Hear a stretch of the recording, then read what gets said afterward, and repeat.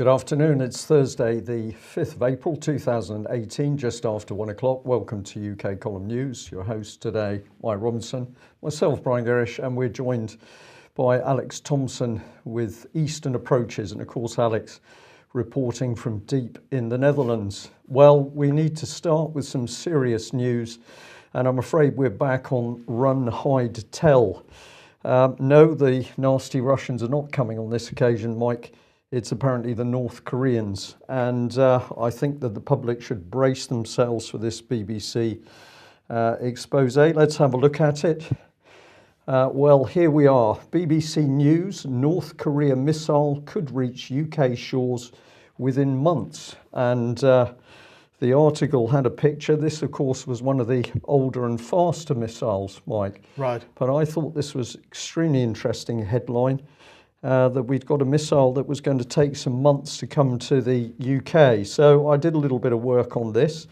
I established that the distance North Korea to UK was about 5,500 miles, depending on where you were targeting, of course.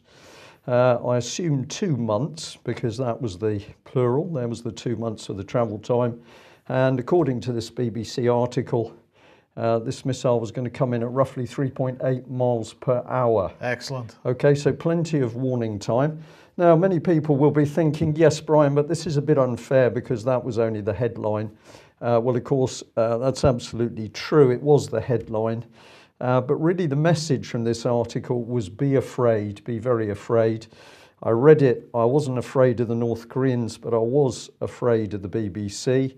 Let's have a look at some of the substance of this article. The missile could reach UK shores, apparently. It could. Maybe. It really could, couldn't it? North Korea will almost certainly be able to reach UK with a missile in 6 to 18 months' time. And I thought, my goodness, that's a very slow missile indeed. Yeah. What do we got? No evidence that no evidence that North Korea could arm, this missile, that should be, with nuclear warheads. So what's the article about, Mike? It's just nonsense. It's just nonsense, yeah. North Korea has carried out 6 nuclear tests and has a ballistic missile that experts believe could put the whole of the US in striking range. In doing so, Pyongyang said it had achieved its mission of becoming a nuclear state. So my question is, so is there a nuclear threat to the UK or not? Not. Well, okay, because that missile only goes in one direction, apparently. Presumably it's a bit faster. UK could be the target of cyber attacks by the regime, and that's based on no evidence of last May's WannaCry attack. So I'm going to say just the most appalling fake news by the BBC, you can't call it anything else, that having tried to frighten the British public about nuclear missiles and failed, they just dribble in very carefully that, of course, if you're not worried about that, those nasty North Koreans are going to get us for a cyber attack. Aside from anything else, and I'll ask Alex for comment in a second, aside from anything else, Brian, it's complete nonsense because Donald Trump, the South Koreans and the North Koreans are all getting together to discuss this. North Korea has made it clear that it will drop its nuclear program if those negotiations are successful. Well, you know, the amount of media coverage at the moment over Donald Trump, they're really pretty confused by him. We've mentioned this a few days ago because of what the BBC was confused on the Radio 4 Today programme last week, because of course he's not talking about the Skripal case. He's not talking about a whole range of different things that the BBC and the British government would like him to talk about. So he was giving a press conference with the presidents of 3 Baltic states yesterday, and he said, we want to be able, if possible, and this is speaking with the Baltic states, ideally we want to be able to get along with Russia. Getting along with Russia is a good thing, not a bad thing. And he said that he was asked if Vladimir Putin was going to come to the White House. He said, well, maybe we will, maybe we won't. And probably nobody has been tougher on Russia than Donald Trump. But if you take a look at our military strength now, which would not have happened had the opponent won, if you take a look at the oil and gas that we're producing now, we're independent. We're now exporting oil and gas. This is not something that Russia wanted. But then he said, he was asked if he thought Russia was a friend or a foe, and he said, "We'll find out. I'll let you know." I mean, there's time. There will be a time when I'll let you know. You're going to find out very quickly. We'll see what happens. So this is typical Donald Trump language. But the point is, on his Twitter feed is complete silence with regard to the Skripal affair. He has used his Twitter feed in the past to be very, very hard on North Korea. And North Korea has responded. And then with regard to Syria, then he is also saying that he wants to get out of Syria, bring the troops back home as quickly as possible. Sometimes it's time to come back home, and we're thinking about that very seriously. He said that the primary mission for keeping a military presence in Syria, was the defeat of Islamic State. Given that is almost completed, he said it's time to bring them home. That's much to the disgust of Israel and Benjamin Netanyahu. But that's the situation. So, Alex, this BBC article is just an utter disgrace, really, because first of all, they're misrepresenting the current situation with regard to North Korea, but this is in line with their misrepresenting the current situation with regard to Trump. So they're really misrepresenting just about everything. There's not much that they're not misrepresenting, Mike. I just asked a Russian friend how he would characterize with one of those pithy Russian proverbs what's been going on with the BBC scraping the bottom of the barrel to find more scare stories on the North Koreans and the Russians. And he came back with the rhyming proverb, "Svinya gryaz найдет и в хлев принесет." A pig will always find some muck and bring it back to the sty. Yes. That seems to be, the measure of things. But it's not just the BBC, Mike, that we're worried about here. If you look at the Times, we can't go reporting individual comments that we screenshotted, but we do keep logs of the membership-only, subscription-only comments that are under the Times articles. There is a frightening number of establishment people, basically the upper middle class, to use that kind of terminology, who are posting all kinds of credulous stuff, which they've got from BBC. Channel 4 seems to have defected as of last night, but the BBC and the Times are still on script with this. And they're posting things like, because of the nasty Russians, we have to preserve free speech by closing down comment sections. And the EU, our masterful EU, has never been so strong and united in the face of Russia. Well, we'll see about that anon in this news. But that's the page we're on. As regards North Korea, I would just add it's very questionable how North Korea got hold of whatever stage it is at in its nuclear technology.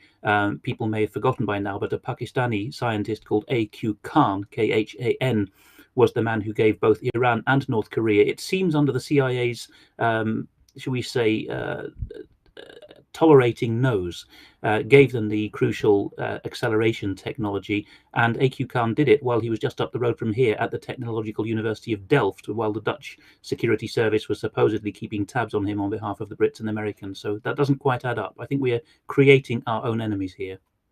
Yes, isn't that what happened in 1984? Isn't that the way it worked?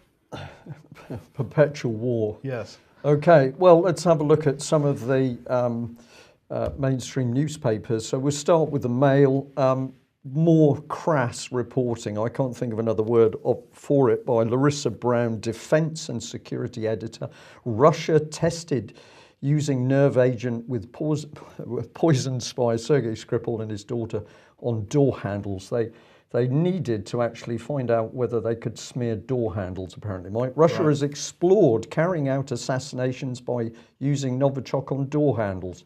I'd like to see the evidence for that, please, Daily Mail. Surely it must be in the article. No, unfortunately not. Police have already said they believe the nerve agent was smeared on Skripal's BMW. Well, hang on a minute. They did in the beginning, and then they said, no, it was smeared on the door handle of the house. But I think this is a smear story. Right. Okay. British intelligence agencies have evidence of the tactics being used previously. No, they haven't. There's been no evidence put in the public domain whatsoever. There are claims. Oh, agents claim to know Moscow also tested the lethal poison on everyday objects. This is astonishing investigation by Larissa Brown. I wonder whether she is actually watching the programme. So we got this embedded in that article. Why fingers are pointed at Putin. 8 days after the nerve agent attack on Sergei Skripal and his daughter, the Prime Minister convened an urgent meeting of the National Security Council. where they delivered a chilling assessment. It was highly likely Russia was behind the attack. An assessment, that means you don't actually quite know, you're making an assessment. It was highly likely, that's not known fact. One source said it was a straightforward assessment. Well, I bet it was, because they entered the meeting knowing they were going to blame the Russians. I can't go through all of this, but it says world-leading experts at Portendown Defence Research Laboratory identified the chemical in Salisbury as the Novichok nerve agent. The UK has evidence that Russia has previously produced this agent and is still capable. Intelligence gathered within the past decade, Russia has investigated ways of delivering nerve agents for assassination. Not only this, British intelligence agents have evidence that Russia has explored using Novichok on door handles and everyday objects. This is incredible stuff, Mike. Amazing. Amazing. And international allies have handed over top secret intelligence that points to Russia, not irrefutable evidence, just pointing in the general direction of. And on it goes. I can't read any more because it's just too pathetic. We've got the Times. Now, this is a very, very interesting spin. UK locates the source of Novichok nerve agent used in Salisbury. What are they really on about here? Well, let's just have a look at this little bit. Security services believe that they have pinpointed the location of the covert Russian laboratory that manufactured the weapons-grade nerve agent used in Salisbury. How is this possible when Portendown has said absolutely it can't determine where this stuff came from? Yes. Alice in Wonderland stuff, really, isn't it? We'll come back to Alex in a second. Ministers and security officials were able to identify the source using scientific analysis and intelligence in the days after the attempted murder. Well, we know now that they haven't been able to do that.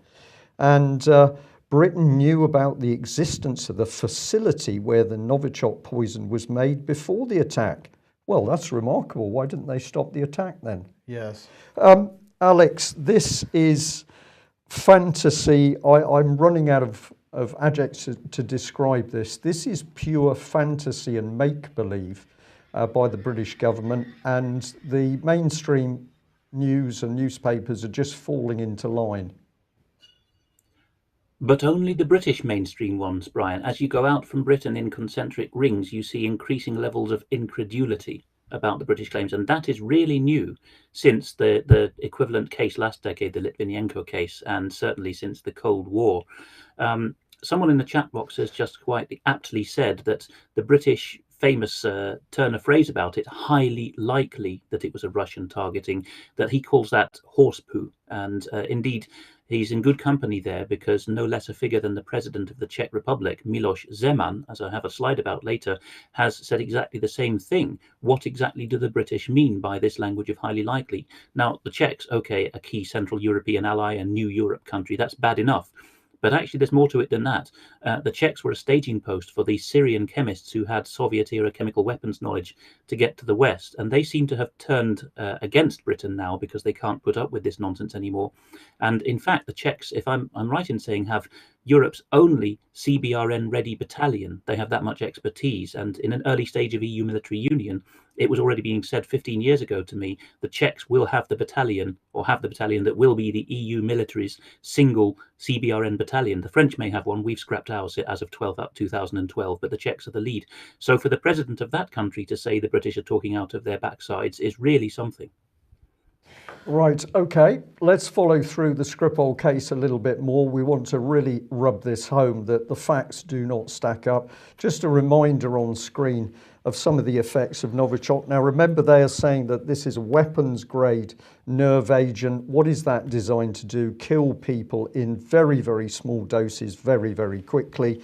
And the aim is for death within minutes, possibly a few hours, But the aim of these sorts of chemicals are that they are so dangerous. Once you've ingested them or had them on your skin, you are going to die within a very, very short space of time. Interesting, death seems to have dropped out of a lot of the comment by the mainstream papers in particular. They simply don't talk about this being a nerve agent to cause death. But this is what we're to believe. We're to believe that Sergei and Yulia were contaminated at home. They then go to the pub, have a meal, and are subsequently found on a bench, rocking, shaking. And one eyewitness said that it was only possible to see the whites of Yulia's eyes, and she had soiled herself.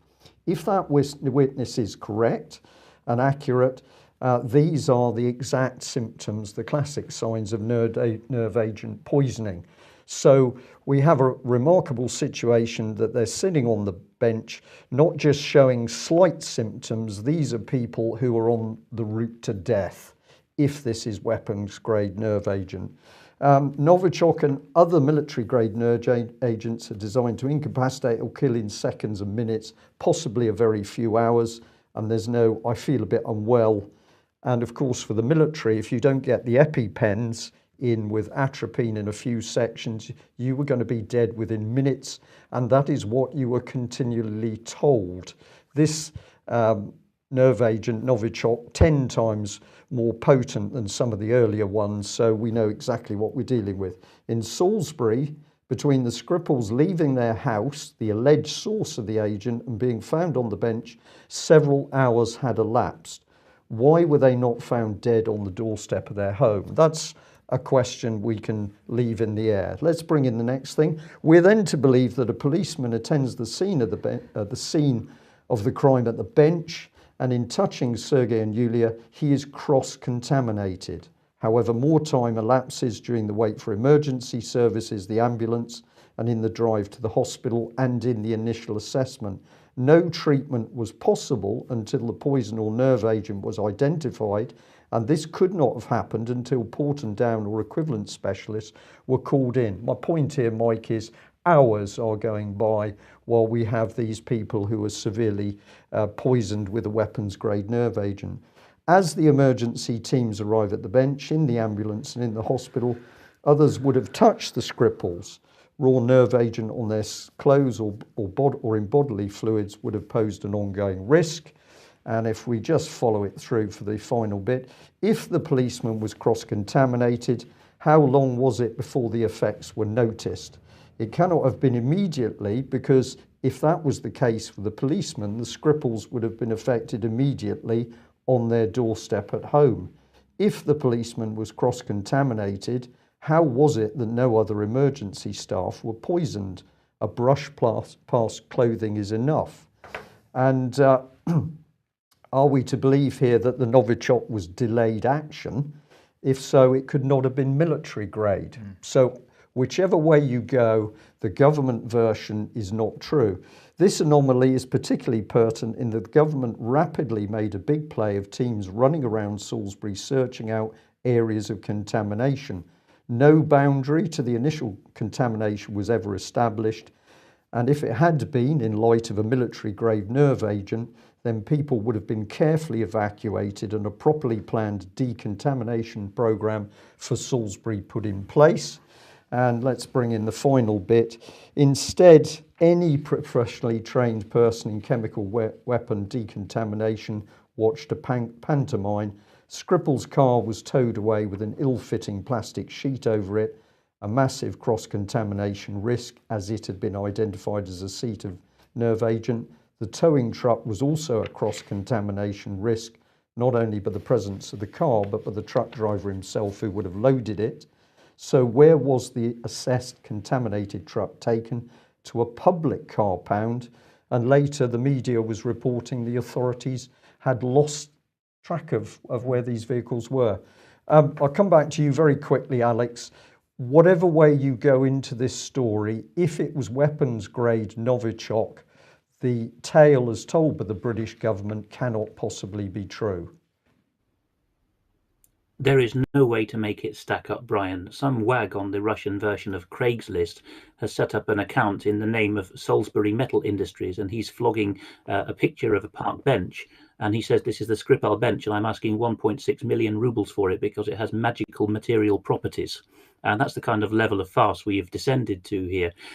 One point on this, and I'm not blaming the Royal Marines in any way, but it is very, very odd that on the 6th of March, which is 48 hours after the Skripals had been hospitalised, the Ministry of Defence put out a press statement that there had just been on Salisbury Plain a 3-week exercise coordinated with DSTL Portendown, in which 40 Commando, which is pretty much the most capable regular forces unit Britain has, one of the finest elite non-special forces units in the world, had just been doing 3 weeks of CBRN training right there. I don't understand how that works. That's a very good question, isn't it? Yeah, I'm just going to smile, I think. Yes. Let's move on to events yesterday then, because Russia had called a special session of the Executive Council of the OPCW, the Organization for Prevention of Chemical Weapons. Basically, this is the head of that organization. I'm not going to attempt to pronounce his name. Alex can maybe help me with that in a minute. He issued a statement, just an updated statement just prior to the meeting. It's worth just going through this because it gives us a bit of the timeline as to what exactly the relationship between the UK and the OPCW what that was about. And I think he has released this to answer the questions that Russia had asked a few days ago. So he said the United Kingdom requested technical assistance from the Secretariat in relation to this matter specifically, the Skripal case. It requested the Secretariat to identify the nature of the toxic chemical reportedly used through the analysis of samples collected by OPCW technical experts. The assistance was requested and is being provided pursuant to Article 8, Paragraph 38 of the Chemical Weapons Convention, which states that the Secretariat will provide technical assistance and technical evaluation to states parties in the implementation of the provisions of the Convention, including evaluation of scheduled and unscheduled chemicals. Information provided by the authorities of the United Kingdom has been aimed at facilitating the technical work of the Secretariat's team of experts. On the 19th of March 2018, an advanced team of OPCW experts deployed to the United Kingdom for preliminary discussions in connection with the technical assistance visit. Following this, a full team deployed on the 21st of March 2018. The technical assistance team was led by and composed of highly qualified officials of OPCW. In keeping with its standard practice, the Secretariat does not disclose the identities of members of teams or mission planning details to state parties other than the state party hosting the technical assistance visit.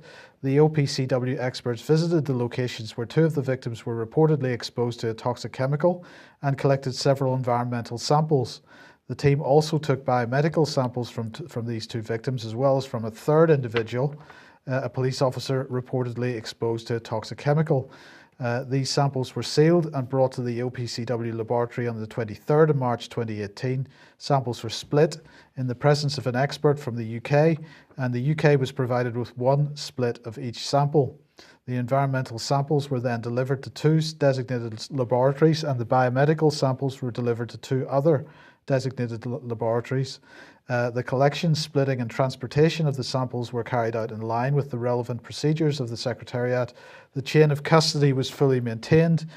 States parties are not informed of the designated laboratories selected by the Secretariat to perform the technical analysis. The results of the sample analyses are expected to be received by early next week. Once the results of the analyses of the samples are received, the Secretariat will produce a report on the basis of these results and will transmit a copy of the report to the United Kingdom.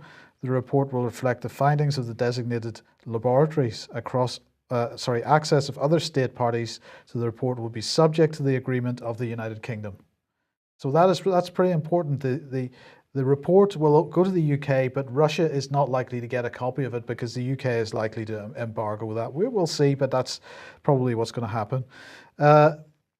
He goes on to say, pursuant to the confidentiality annex of the convention, the OPCW policy on the confidentiality and the consistent practice in relation to other technical assistance visits, the UK has expressed a wish to be as transparent as possible and has already indicated its preference for disclosure of the report to other states parties. Well, we'll see. OPCW team worked independently and is not involved with the national investigation by UK authorities, and no state party is involved in technical work that's being carried out by the Secretariat. So that was released prior to that meeting yesterday and answers many of the questions, possibly not all the questions that the Russians asked. So then there was the special session of the Executive Council in which Russia had put forward a proposal that an investigation should be a joint UK-Russian investigation. This, of course, was something that the UK was absolutely against. Boris Johnson issued a statement following the meeting. He said the purpose of Russia's ludicrous proposal at The Hague was clear: to undermine the independent, impartial work of the International Chemical Weapons Watchdog. Russia has had one goal in mind since the attempted murders on UK soil, and through the use of military-grade chemical weapons to obscure the truth and confuse the public. And he said that following the vote, that Russia was robustly defeated at this meeting. So there were 41 countries in attendance at the meeting, and according to the Foreign Office, 6 of the 41 members voted in favour of Russia, 15 voted against Russia, which that included the UK.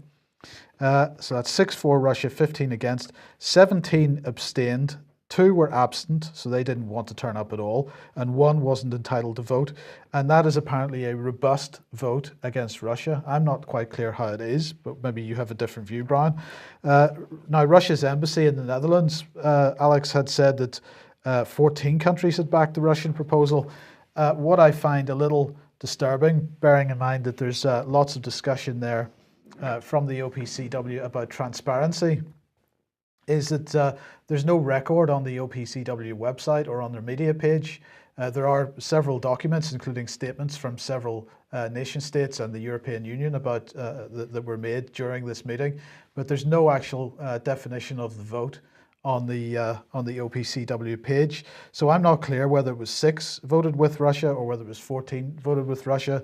I suppose if the Foreign Office has put out the numbers, we must believe them, mustn't we? But nonetheless, it's hardly what you would describe as a robust endorsement of the UK's position. Far from it, Mike. There is much that's left to be desired in how the OPCW attacks its work. I've spoken to Middle Eastern former ambassador accredited to the OPCW here in The Hague, who said that it's often very amateurish, and that's something he wouldn't have said lightly. The gentleman whose long statement you were reading there, Ahmet Üzümcü, is very interesting, because if you cast your mind back to the Khan Sheikhun incident in April last year, almost exactly a year ago, Mr. Üzümcü was accused of being an Anglo-American stooge in all this. Well, there may be something to that. Someone has posted his Wikipedia biography in the chat room. I haven't looked at it, but I know off the top of my head that he was very closely involved with NATO for most of his career. And that, quite apart from that, senior Turkish diplomats in sensitive positions are quite routinely MIT officers, which is the Turkish intelligence organization, very closely controlled by the CIA since the 60s. So there's every likelihood, and besides, he'll be on full NSA GCHQ cover. Possibly the Russians will have him on cover as well, but they have fewer means there. But he has no secure communications. Signally, in what you read out there, Mike, it's only the British who know the nationalities and backgrounds and credibility of the officers from the OPCW who came. They could be from Western stooge countries again. So there's a lot really that has been left to be desired in the whole situation. Effectively, Russia is being kept out of. It's been accused of a crime, but it's being kept out of the procedure. And you've got to ask the question: if this is the standard procedure which is being followed, it doesn't seem to be a terribly robust procedure in itself. But anyway, let's have a brief look at Russia's response here. So this is Sergei Naryshkin, head of the Russian Foreign Intelligence Service, and he was at the opening ceremony of the Moscow Security Conference, which we'll come on to in a second. He said that we need to stop raising the stakes irresponsibly and projecting power into interstate relations to avoid a new crisis. He said that the West's way of projecting power today is stunningly hypocritical. He said the Skripal affair is a grotesque provocation crudely staged by British and US intelligence agencies. And he went on to say that there's a greater need to reset the international relations system to make it work. And for that to happen, countries would have to abandon double standards, start speaking in a truly common language of humanity before it's too late. He said big talk about human rights and democracy was accompanied by military interventions into sovereign nations. Those nations were plunged into bloody chaos that had no place for such a fundamental right as a right to live. Over the past 2 decades, hundreds of thousands of innocent people fell victim to NATO aggression in Europe, the Middle East and North Africa, and it's hard to really criticize that statement. Dmitry Peskov, who is Putin's spokesman, said that the British have no evidence. He said that London somehow will have to offer its apologies to the Russian side, but obviously it's going to be a long story, and the idiocy of it has gone too far. The British Foreign Secretary, who accused President Putin, and the British Prime Minister will have to look in the eyes of their EU colleagues after telling them what they said. The situation was iniquitous for us from the very beginning, and now there emerges evidence that these mad accusations the British side voiced just a few hours after the incident are based on nothing. They're going to have to look in the eyes of their EU colleagues. Alex, do you think the UK really is going to end up feeling embarrassed about this as this sort of house of cards they've built around themselves collapses? I do, Mike, and some of my later slides will show this. Not even our immediate neighbours, the Irish and Dutch, okay, one is neutral and out of NATO and has sensitivities with us, and the other is pretty pro-British. Not even they at a government or mainstream press level are believing our story. We are totally exposed. Mr. Peskov is quite right to talk about the European angle of this, because he knows that the British are isolated within Europe in a way that they've never been before. On this now, Mr. Peskov also gave an interview to Sophie Shevardnadze, former Georgian President Shevardnadze's granddaughter, on Russia Today in English, in which he was asked about the Trump-Putin relationship. And to confirm what you were saying earlier, he also said Mr. Trump himself is well-meaning towards us. We're quite well aware of this, but his siloviki, his strongmen around him, are not permitting him to exert that policy. So the Russians are well aware that the game to play, or they're letting it play itself out because of British stupidity, is that the British will be left with egg on their faces in the corridors of Europe. And they're increasingly realised the Americans are not going to ride to the rescue. They have neither the will nor the power anymore. Well, I thought this was a fascinating comment. This is Willie Wimmer, the ex-Vice President of the OSCE. We'll come on to the OSCE a little bit in a minute once we talk about the Moscow Security Conference. But Britain behaving like a mafia state in the Skripal case, a pretty strongly worded statement, and I do recommend people go to RT. He was speaking on RT. Go to the RT website. The headline is "Britain behaving like a mafia state in the Skripal case." What do you know about Willie Wimmer, and is this a surprising position for him to take on this? I have to confess that Willie Wimmer is not a name I've heard of. Could be Flemish, Dutch or German, but what I will say is that at that level, when you're vice president of OSCE, at least in the old system until the mid-2000s, probably in his era, you were basically nominated by your own country's foreign ministry on a rotational basis. So these officers in the OSCE, which is one of these talking shops managed from Vienna to keep East and West talking to each other, the officers who were put into those positions represent the diplomatic, frank view of their host countries' foreign ministries. They're not career international civil servants in the way that people at the OPCW or the like are. So this is very much, frankly, what old Europe is thinking about the Brits again. Right. Okay, well, we just bring this in very quickly, but it's extremely important. I'm sorry, I should have labelled this because I did take this from Russia Today, but nevertheless, it's factually correct, embedded information. So we've got Boris Johnson here being interviewed by German state media, and this is the clip in which he says, "I was told by Porton Down that the Novichok came from Russia." And what's going on in the background? Well, we've got Chris Williamson MP in a general discussion with others. He said, so what does this mean? Well, it means that the UK escalated tensions with Russia based on deductive evidence that is guided by secret info from our security services. And he goes on, but as Jeremy pointed out, and as I also said on Newsnight, it was that kind of non-transparent evidence that formed the basis for Britain's disastrous invasion of Iraq. So it's pretty clear that people are now beginning to think for themselves, and when they do that, they can see that it's pretty easy to deduce that the British government is not telling the truth at best, but is deliberately lying at worst. Just to end off this section, Alex, you've published a blog post on the UK column, keeping abreast of the Skripal case, some recommended articles. Because there is so much to keep track of, I'm just rounding up the most striking things I found. You'll find it from the bottom right hand of the front page under latest comment. There's something there on the establishment line, on the pattern of gruesome deaths, with a link to a 6-parter on how many Russian oligarchs and British accountants for them have died gruesome deaths. Geopolitical, the Chinese allying with Russia on this. Parallels with the Litvinenko case and disagreement on who actually murdered Mr. Litvinenko. Consular access, which is still unresolved. And the blood samples, by the way, that were asked in this High Court case, in which I refer to in that section of the blog, that is the biomedical samples that Mr. Uzumju was talking about, I believe. The striking fact that Yulia Skripal or someone managed to access her social media account on Vkontakte 3 days after she was poisoned. The coincidental Royal Marines exercise, and also the Irish and Dutch mainstream press, the most pro-British parts of those press actually, talking about the British probably having done it themselves, which is just jaw-droppingly unprecedented.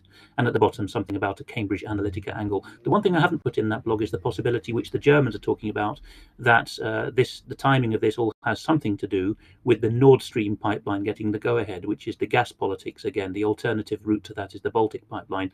If so, then it's a sign that even the Germans have peeled off from supporting the British, which on such a Russia handling angle is again very unprecedented and means that we have nobody left at our side in Europe at all except the French, our co-complicitors.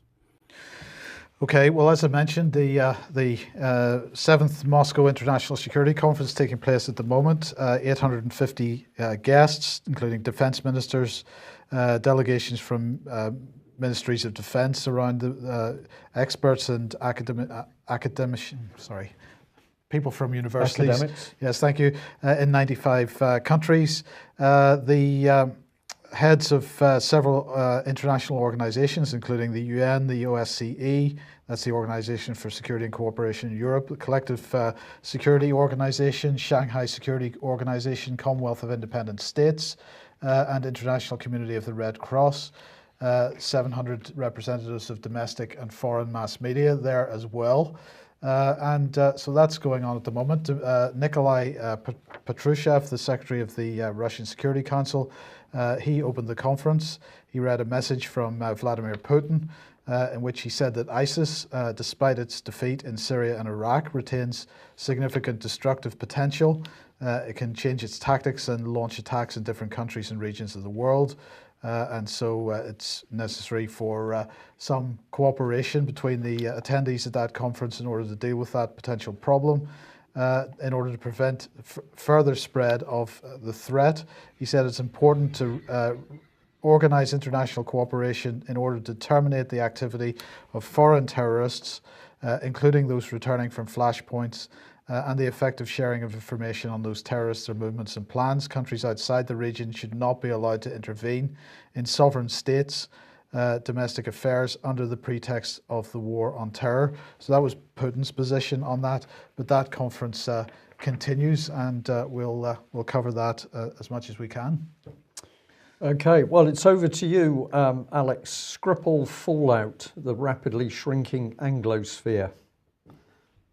I'll just talk through several of these at once. I have mentioned the top right tweet of mine there, which is summarizing what the Czech President Miloš Zeman has said about it, which is effectively as the de facto expert government in Western and Central Europe now on CBRN. He's saying he doesn't believe the British.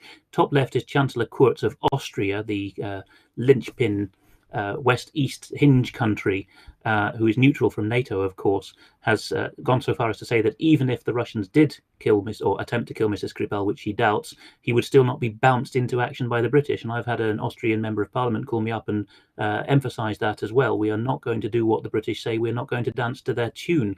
And at the bottom there, you see the Dutch newspaper Reformatorisch Dagblad, which is, almost slavishly loyal to the British royal family and establishment, giving space to a young Russia specialist there, who is by no means a Putinist. He's very skeptical about Russia's history, saying it is much more likely that the British did it as a job. And in my blog, I've mentioned that the Irish Times has done so as well, in fact, 2 weeks before the Dutch. So you've got these concentric rings now. The likes of Portugal, Spain, and Central Europe, which are a bit further away from Britain, have more or less gone along with it, with the nominal expulsions of some diplomats, although they've recalled them again quickly, so it was just for show. But only the likes of France, Germany, and Benelux and Ireland are at all playing along with it in public and saying that they believe any of it. So here we have some more exposures of what the British government is about these days. Moving on from the Skripal case, these are a couple of weeks old, but I've kept them because they're important. On the right, it's an unfortunately named site, Pop Bitch, but it has a fairly amazing piece of subtitled footage of the late Max Clifford, who was formerly the celebrity PR supremo and then got jailed for sexual corruption and so on and bullying.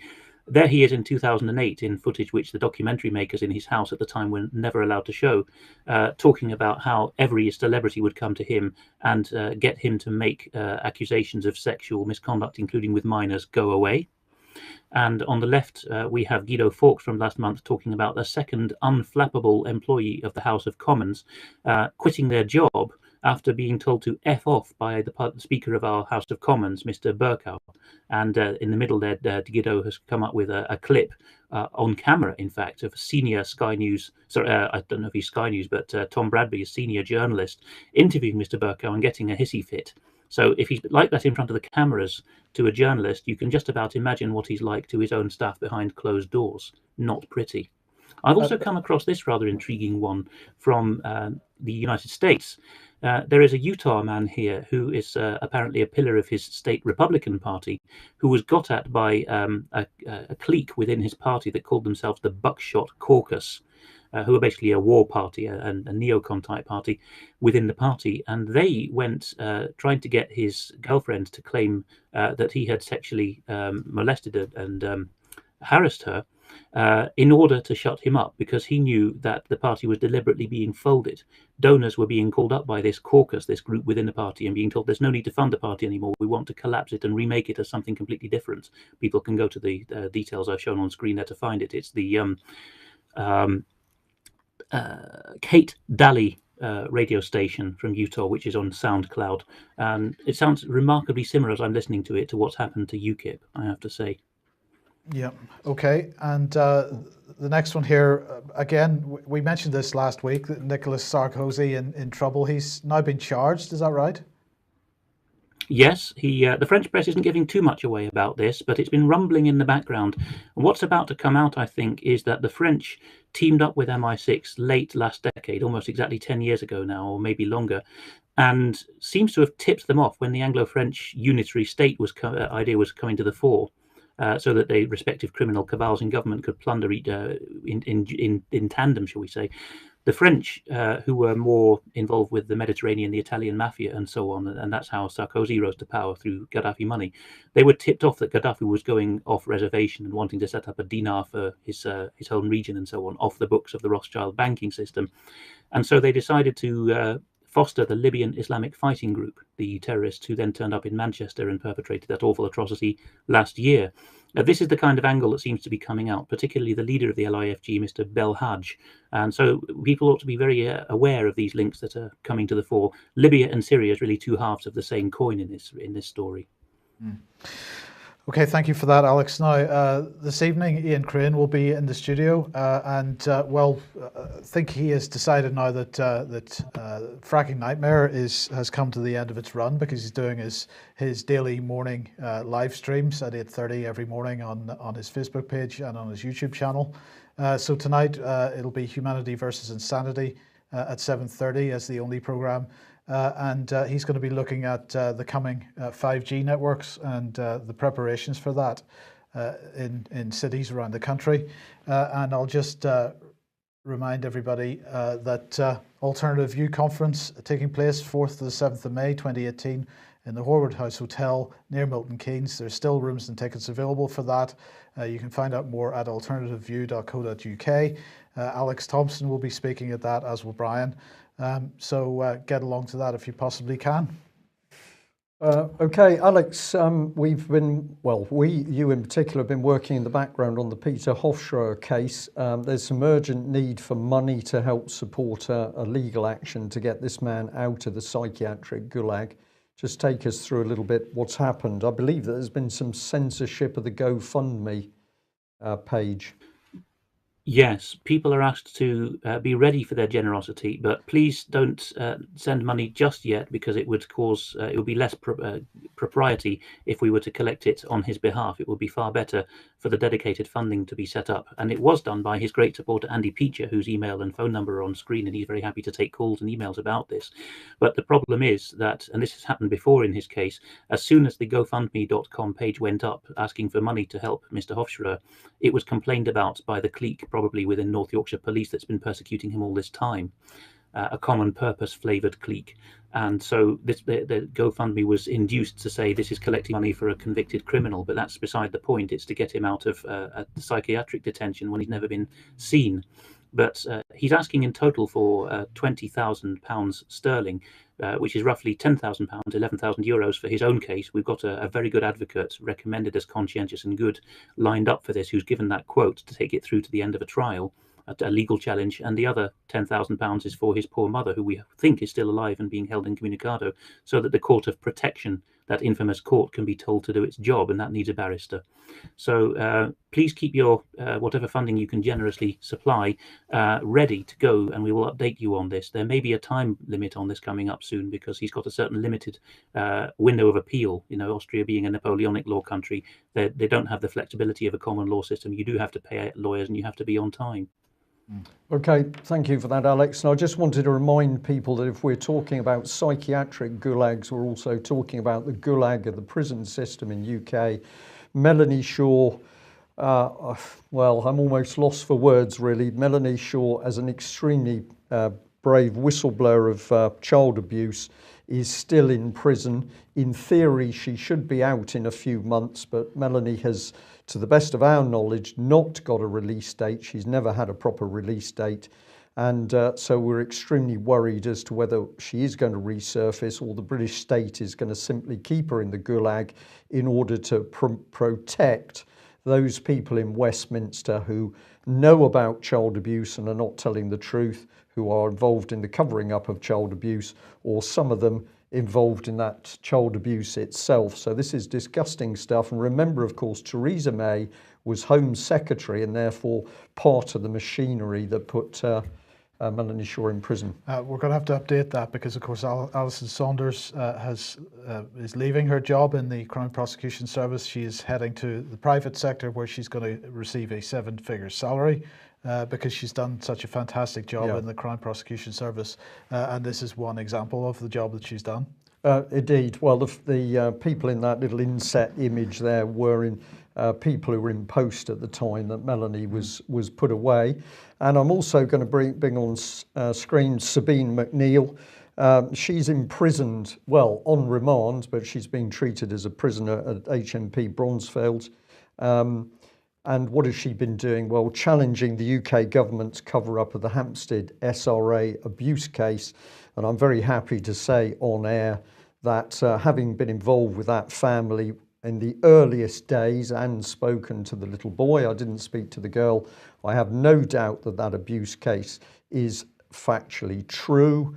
The abuse of those children under horrific circumstances did take place. Of course, the British government has closed ranks, and because Sabine has been speaking out, she has now been fitted up, and actually she's in prison on remand until November.